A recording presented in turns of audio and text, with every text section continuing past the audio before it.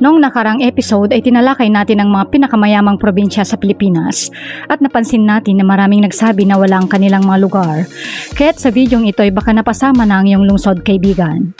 Sa mga pinakamayaman na lungsod sa Visayas at Mindanao ayon sa total assets ng mga ito.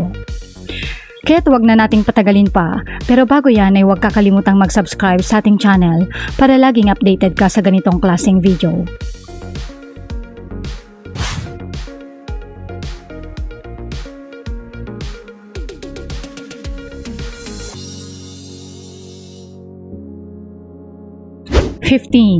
Dipolog City. Ang ika-15 sa ating listahan ay ang kabisera ng lalawigan ng Zamboanga del Norte. Ito ay kilala bilang gateway to Western Mindanao and Zamboanga Peninsula. May total assets itong 4.9 billion pesos. Ang pangunahing pinagmulan ng kabuhayan ay ang construction, pangingisda, agrikultura at mga serbisyo. Mayaman sa produktong nyog, bigas, mais, isda, sardinas at mantika. 14. Cabancalan City. Ang Cabancalan ay isang first-class coastal component city sa lalawigan ng Negros Occidental. Binansagang the rising city of the South at may total assets itong 5.2 billion pesos. Ang pangunahing produkto ay ang pagpoproseso ng pagkain lalo na sa mga pagkain nakabatay sa asukal, pagproseso ng karne at isda. 13. Toledo City. Ang lungsod sa kanlurang baybayin ng isla ng Cebu.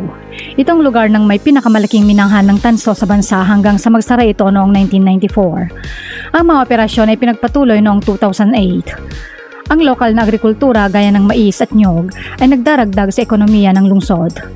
Ang Toledo ay serbisyo ng ferry sa Tanon Strait hanggang San Carlos sa isla ng Negros.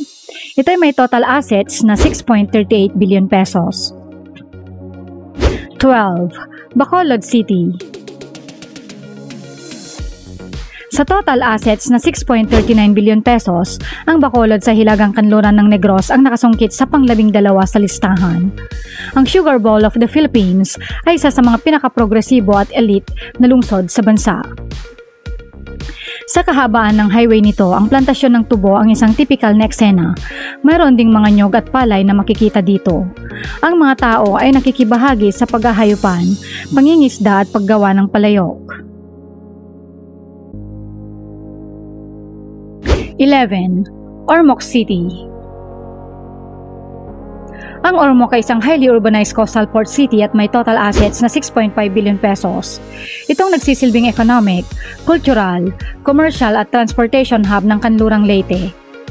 Ang lungsod ay may malawak na lupang pang-agrikultura at baybayin na nagbibigay dito ng mga likas na yaman, biodiversity sa dagat at mga natural na magagandang tanawin. 10. General Santos City. Isa pang highly urbanized na lungsod na matatagpuan sa katimugang bahagi ng South Cotabato at kilala bilang the tuna capital of the Philippines. May total assets na 8.1 billion pesos. Itong sentrong pangrehiyon para sa komersyo at industriya ng rehiyon ng Saxargen. 9. Butuan City. Ang Butuan ang ika-9 na pinakamayaman sa lungsod na matatagpuan sa rehiyon ng Caraga. Itong kabisera ng rehiyon kung saan itong nagsisilbing rehiyon sa pamahalaan. May total assets na 8.7 billion pesos. Nakuha ang pangalan ng Butuan mula sa salitang batuan, isang prutas na may kaugnayan sa mangustin na karaniwan sa Mindanao. 8. Iloilo City. Ang lungsod ay may total assets na 9.4 billion pesos. Ang Iloilo ay ang kabisera ng lalawigan ng Iloilo. Ito ay estratehikong matatagpuan sa gitna ng kapuluan ng Pilipinas at nagsisilbing gateway sa Panay Island. Ito ay isang lubos na urbanisadong metropolis at ang sentro ng komersyo, kalakalan, pananalapi, edukasyon at pamamahala sa rehiyon. 7. Lapu-Lapu City. Ang pangpito sa ating listahan ay ang Lapu-Lapu City na mayroong total assets na 9.5 billion pesos. Ang lungsod ay sumasakop sa karamihan ng Mactan Island. Ito ay bahagi ng Cebu Metropolitan Area na matatagpuan sa Cebu City. Ang Lapu-Lapu City ay isa sa mga pinaka-business friendly na lugar sa bansa. Ang lungsod ay unang niraranggo sa pinakamurang lugar para magsimula ng negosyo. 6. Iligan City. Iligan ay isang urbanisadong lungsod na matatagpuan sa Hilagang Mindanao at ito ang sentrong pang-industriya ng Timog. Kilala ito sa malalaking bilang ng mga talon at angkop na tinatawag na lungsod ng Majestic Waterfalls. Bukod dito, tirahan din ito ng mayamang kultura na kinabibilangan ng mga estruktura ng simbahan at mga tahanan ng ninuno. Mayroon din tong total assets na 11.5 billion pesos.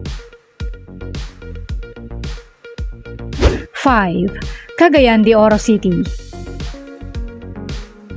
Binansagang City of Golden Friendship, ang CDO ang kabisera ng lalawigan ng Misamis Oriental at ang gateway ng Northern Mindanao. Mayroong total assets na 11.8 billion pesos. Ang lungsod ay sikat din sa whitewater rafting o kayaking adventures, isa sa mga aktibidad sa turismo na isinusulong sa kahabaan ng Cagayan de Oro River.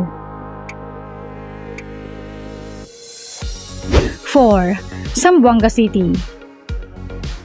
Ang lungsod na kilala bilang City of Flowers, ang Zamboanga ay nagmula sa salitang Malay na jambangan na nangangahulugang hardin ng mga bulaklak. Ito ay isa sa pinakamahalaga at pinakaabalang daungan sa Pilipinas. Sa 19.7 billion total assets ang nagluklok sa lungsod bilang ika-4 na pinakamayaman sa Visayas at Mindanao. Ang wikang Chavacano na ang bokabularyo ay 80% Espanyol at 20% Filipino ay nagtalaga sa Zamboanga bilang Asia's Latin City. Ito ay dahil din sa parehong mga tradisyon sa Espanya. 3. Davao City. Ang isa sa pinakamahalagang urban center ng Pilipinas ay ang Davao City na mayroong total assets na 23.6 billion pesos. Ang pangsyam sa pinakamayamang lungsod ng Pilipinas. Ito ang regional na sentro ng Davao Region at ang pinakamataong lungsod sa Mindanao. Kilala sa matatag na gawaing pang-ekonomiya, pagtatayo ng lungsod at modernong amenities.